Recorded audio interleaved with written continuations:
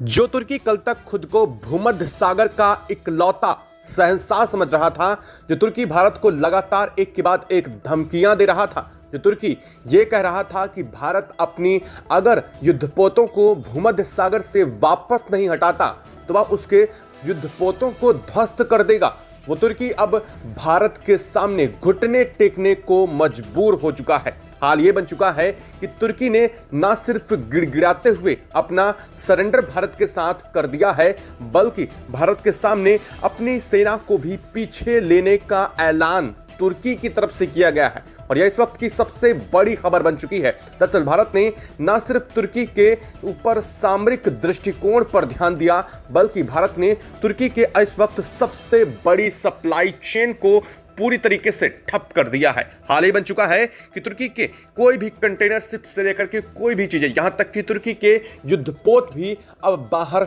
नहीं निकल सकते हैं। दरअसल भारत ने कुछ और नहीं बल्कि तुर्की के सबसे अहम रूट को काटते हुए तुर्की की सप्लाई पर पूर्णतः रोक लगा दिया है और इसके चलते तुर्की बर्बाद होते हुए अब गिड़गिड़ाने पर मजबूर हो चुका है। तुर्की को लगा था कि भूमध्य सागर में वह इकलौता बादशाह है और उसके अलावा उसके सामने दुनिया का कोई भी देश टिकने वाला नहीं है। भारत की क्या औकात।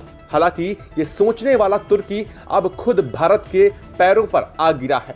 हाल बन चुका है कि तुर्की के साथ देने वाले देश भी अब उससे पीछा छुड़ा रहे हैं। देशों को लग रहा है कि तुर्की के चक्कर में कहीं भारत के चुंगल में वो ना फंस जाए और इसको लेकर के तुर्की की तरफ से कई देशों से मदद भी मांगी गई है। बताएंगे आपको कौन कौन से देश रहे हैं, लेकिन उन सभी देशों ने अपने हाथ पहले ही खड़े कर दिए हैं, जिसके चलते अब तुर्की अलग थलग पड़ चुका है। जो तुर्की बीते एक दिन पहले तक भारत के सामने 10,000 सैनिकों की सेना उतारने की बात कर रहा था, जो तुर्की भारत के सामने 22 युद्धपोतों को उतार चुका था, जो तुर्की पूरे भूमध्य सागर को अपने तिरंगे से रंगने की कोशिश कर रहा था, वही तुर्की अब भारत के आगे घुटने टेक रहा है। वो तुर्की कह रहा है कि भारत प्लीज इस जगह पर अब उसे बख्श दो। हालांकि यहां तक तो तुर्की का सब कुछ ठीक था और मामला तब भी चल जाता, लेकिन भारत ने आखिरी वार जो तुर्की पर किया वो तुर्की की सामरिक शक्ति को तोड़ने के साथ ही साथ उसकी इकोनॉमिक पर सबसे बड़ा अटैक रहा है,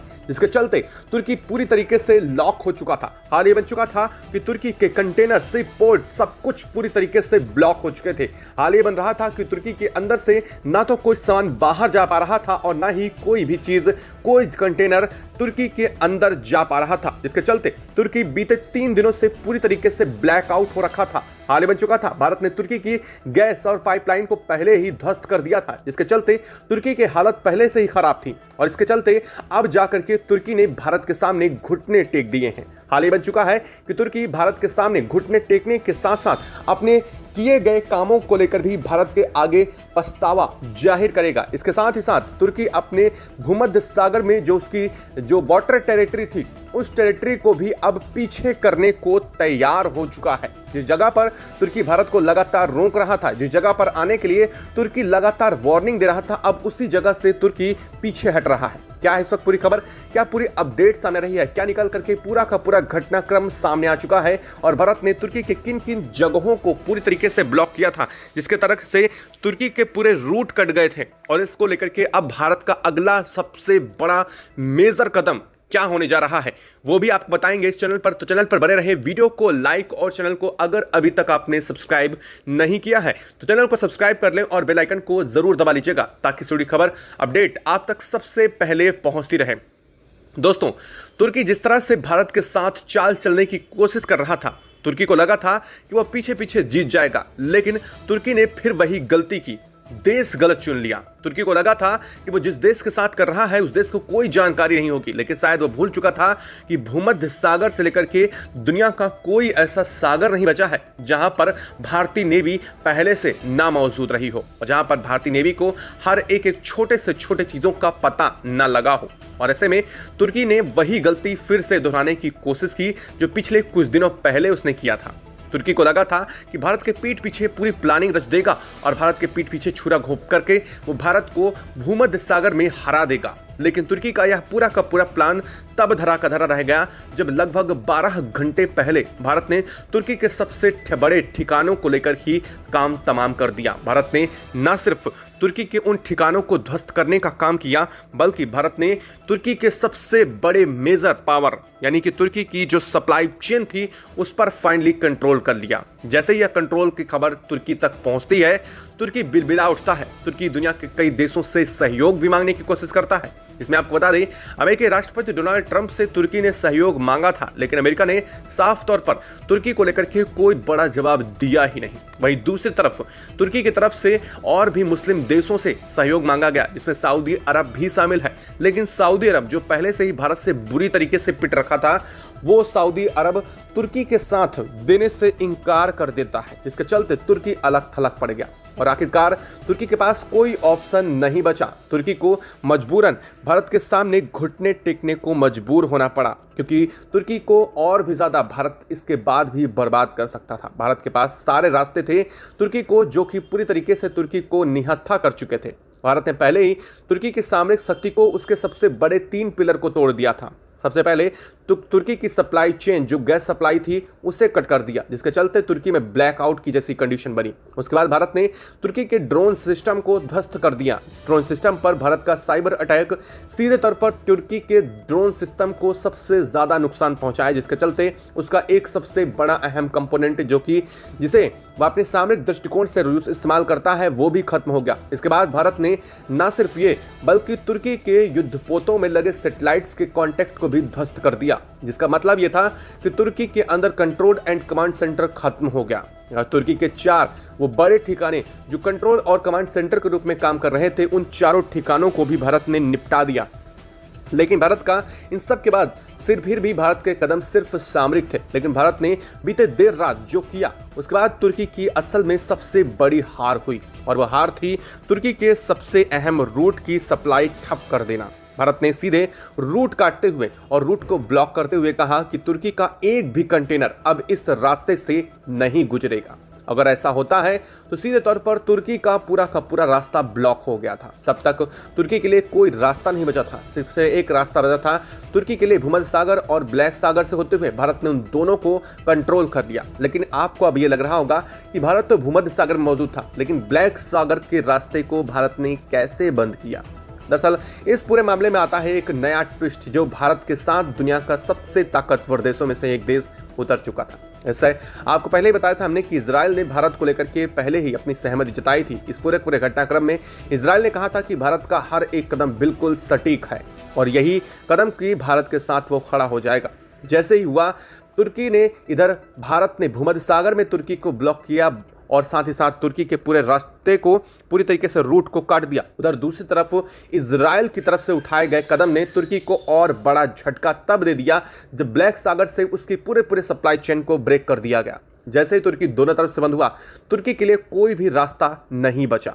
जैसे ही यह खबर तुर्की को लगी, तुर्की जो भारत के लेकर के सेना उतारने की तैयारी कर रहा था, जो भारत के खिलाफ बड़ी डींगे मार रहा था, जो भारत को तबाह करने की धमकियां दे रहा था, जो तुर्की भारत के ऑपरेशन सिंदूर के दौरान दुश्मन देश के साथ खड़ा हुआ था, वो तुर्की तक अब घुटने टेकने पर मजबूर हो चुका है। तुर्की ने साफ कहा है कि भारत के साथ अब वो इस चीज़ को समाप्त करना चाहते हैं। वो चाहते हैं कि भारत के बीच में उनके जो भी चीज़ें चल रही हैं उन्हें जल्द से जल्द समाप्त किया जाए, और भारत के साथ स्थितियों को सुदृढ़ करने की भी बात वही तुर्की अब करना शुरू कर चुका है। तुर्की कह रहा है कि समुद्र में जिस तरह से उसके साथ हुआ है वो अब तक अद्वितीय रहा है, और साथ ही साथ उसने यह भी कहा है कि भारत फिर भी उसके साथ रहम बरत रहा है। खैर, यह तुर्की के शब्द जरूर दिखाई दे रहे हैं, लेकिन इसके पीछे तुर्की की मंशा एक और बहुत बड़ी साफ हो चुकी है। तुर्की अभी भी हाथ नहीं छोड़ा है, तुर्की ने हार अभी भी नहीं मानी है। जी हाँ, अब आप ये सोच रहे होंगे कि आखिरकार जब तुर्की ने सरेंडर करने की बात कर ही दी है तो इसमें बड़ी बात क्या हो सकती है। दरअसल इसमें एक बहुत बड़ा ट्विस्ट सामने तब आता है जब तुर्की और सऊदी अरब के बीच कल देर रात बातचीत हुई। यानी कि तुर्की के सारे सरेंडर करने के बावजूद तुर्की और सऊदी अरब के बीच में एक बार फिर से बड़ी मीटिंग रखी गई। यानी कि तुर्की का सरेंडर भारत के सामने एक बार फिर से सिर्फ और सिर्फ दिखावा है, जैसा कि उसने पहले एक बार करने की कोशिश की थी। आपको याद होगा बीते कुछ दिन पहले भी तुर्की ने ऐसा कुछ करने की कोशिश की थी। भूमध्य सागर में जैसे ही उसके युद्धपोत भारत के चौतरफा घिर चुके थे, तुर्की ने कहा था कि वो भारत के सामने सरेंडर करने जैसी बातें कर रहा था। तुर्की कह रहा था कि वो इन सब चीज़ों को समाप्त करना चाहते हैं, भारत के साथ अपने संबंधों को और भारत की टेरिटरी को लेकर के वो कुछ भी नहीं करना चाहेंगे। जैसे ही बात पता चली तो लगा तुर्की सरेंडर कर रहा है, लेकिन तुर्की ने एक बार फिर से वही औकात दिखाई और फिर से तुर्की ने अपने ड्रोन्स का इस्तेमाल किया था। इस बार फिर से तुर्की वही चाल चलने की कोशिश कर रहा है। दरअसल एक बार फिर से तुर्की को यह प्लान समझ में आ चुका है कि भारत के सामने सीधे हाथ तो नहीं जीता जा सकता, भारत के पीठ पीछे ही वार करके उससे हराया जा सकता है। और फिर से शायद वो यही बड़ी प्लानिंग में उतर चुका है। जैसे ही देर रात तुर्की और सऊदी अरबिया को लेकर के खबर सामने आई, भारत एक बार फिर से चौकन्ना हो चुका है। दरअसल अब तक जो भारत रियायत बरत रहा है, अब वो रियायतें भी तुर्की के लिए खत्म होने जा रही हैं। तुर्की पर अब आप खुद कल्पना कीजिए कि अगर किसी देश की नौसेना को पूरी तरीके से ब्लॉक कर दिया जाता है और उसके वाटरवे को ब्लैक आउट कर दिया जाता है, तो चाहे जो भी कर लिया जाए, सीधे तौर पर यह इतिहास रहा है कि वह देश पूरी तरीके से ब्लॉक हो जाता है। उसके पास कोई दूसरे ऑप्शन नहीं बचते हैं। सबसे बड़ी बात, तुर्की को अब भारत ने मुंह छिपाने की कोशिश लायक भी नहीं छोड़ा है। उसकी हर बात कट चुकी है। आर्थिक नुकसान के साथ साथ उसकी वैश्विक छवि भी धुंधली पड़ चुकी है। कुछ सहयोगी पीछे हटने लगे, कई साझेदार सुस्त पड़ चुके हैं। अकेला वही है जो इस पूरे मामले में अब फंसता हुआ नजर आ रहा है। विरोधी झुकते हुए नजर आ रहे हैं। तुर्की का हर एक चीज इस वक्त भारत के कंट्रोल में आ चुका है। भारत की सेना ने न सिर्फ अपनी वैज्ञानिक प्रतिभा का प्रदर्शन किया, बल्कि यह भी दिखाया कि हमारे इंटेलिजेंस नेटवर्क और हमारा राष्ट्रीय एकजुट भी शामिल था। डीआरडीओ की तकनीकी, इसरो के सैटेलाइट इमेज और नौसेना की मास्टरफुल नेविगेशन और स्पेशल कॉप्स की तरफ से भी यह पूरा का पूरा साहस दिखाया गया और इसको लेकर के तांडव मचना ही था। और ऐसा ही हुआ, भारत ने एक बार फिर से वही कर दिखाया तुर्की के साथ, जिस बात का अंदाजा तुर्की को जरा सा भी नहीं था। खैर, अब देखना यह है कि तुर्की एक बार फिर से कौन सी बड़ी साजिश की प्लानिंग कर रहा है, क्या करने की तैयारी चल रही है तुर्की और सऊदी के बीच में। दरअसल भारत ने सऊदी को पहले ही घुटनों पर ला दिया था, लेकिन अब एक बार फिर से सऊदी तुर्की का साथ लेकर के खड़े होने की कोशिश कर रहा है। लेकिन शायद इस बार उसे ये भी मौका भारत की तरफ से ना मिल पाए, क्योंकि भारत ने अभी एक्शन बंद नहीं किया। दरअसल भारत को लगा था कि तुर्की सरेंडर करता है तो वह अपने युद्धपोतों को भूमध्य सागर से हटा लेगा, लेकिन जैसे इस बात की खबर सामने आई है, अब युद्धपोतों का वापस आना तो दूर, भारत अब तुर्की पर और बड़ा एक्शन लेने जा रहा है। और यह एक्शन न सिर्फ तुर्की पर सामरिक होने वाला है, बल्कि इसके साथ साथ तुर्की पर भारत का बड़ा आर्थिक एक्शन भी हो सकता है, जिसके चलते तुर्की की सबसे ज़्यादा इकोनॉमी से लेकर के उसके राजनीतिक और रणनीतिक पर हमला भारत की तरफ से किया जा सकता है। हालांकि अब देखना यह है कि भारत का अगला कदम तुर्की को लेकर के क्या होने जा रहा है। वहीं दूसरी तरफ भारत ने इस वक्त यूनाइटेड नेशन में एक बार फिर से तुर्की को बेघर कर दिया है। हाल ये बन चुका है कि जिस तुर्की के साथ अब तक 10 देश भी खड़े थे, यूएन में भी अब उसके साथ देशों की संख्या घट चुकी है। भारत ने साफ किया है कि तुर्की की मनमानी भूमध्य सागर में नहीं चलने वाली है। भूमध्य सागर किसी की बपौती नहीं है। भारत के शब्दों का चयन और शब्दों का इस्तेमाल देखकर भी तुर्की और वहां मौजूदा देशों के कान खड़े हो चुके हैं, क्योंकि यूएन में इस वक्त भारत तहलका मचा रहा है। भारत के विदेश मंत्री एस जयशंकर इस वक्त यूएन में बुरी तरीके से लथेड़ रहे हैं तुर्की और सऊदी अरब को। इसके साथ साथ अमेरिका भी बुरी तरीके से पिस चुका है।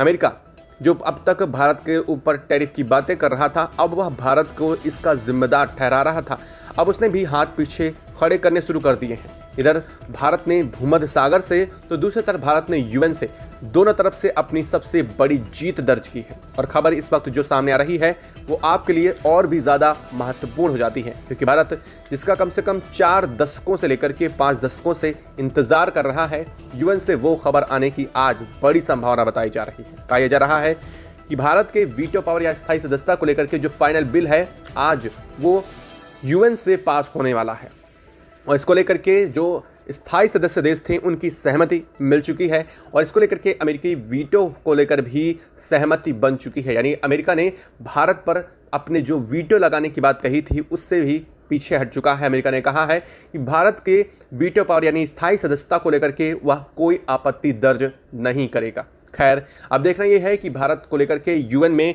कितनी देर में इसको पूरे सदन में पटल में रखा जाएगा, और जैसे ही पटल में रख करके सभी देश इस पर अपना समर्थन देंगे, यह बिल पूर्णतः पास हो जाएगा। और इस बिल के पास होने के साथ ही भारत यूएन का असल में स्थायी सदस्य बन चुका होगा। खैर, यह समय अब बहुत क्रूशियल है इस वक्त यूएन को लेकर भी और इधर मेडिटेरियन सी को लेकर भी, क्योंकि तुर्की की बड़ी तैयारी चल रही है। तुर्की क्या करने वाला है इसको लेकर के भी अभी कोई अंदाजा नहीं लगा सकता। आपको क्या लगता है कि तुर्की शांत हो जाएगा या पीठ पीछे छुरा घोंपने की एक बार फिर से वो जरूर कोशिश करेगा, जैसा कि वो पहले भी करता आया? कमेंट बॉक्स में लिख करके जरूर बताइएगा, और भारत को इसकी प्रतिक्रिया में क्या एक्शन लेना चाहिए इस पर भी जरूर बताइएगा। साथ ही वीडियो को लाइक और चैनल को अगर अभी तक सब्सक्राइब नहीं किया तो सब्सक्राइब कर ले और बेल आइकन को भी जरूर दबा लीजिएगा। जय हिंद दोस्तों।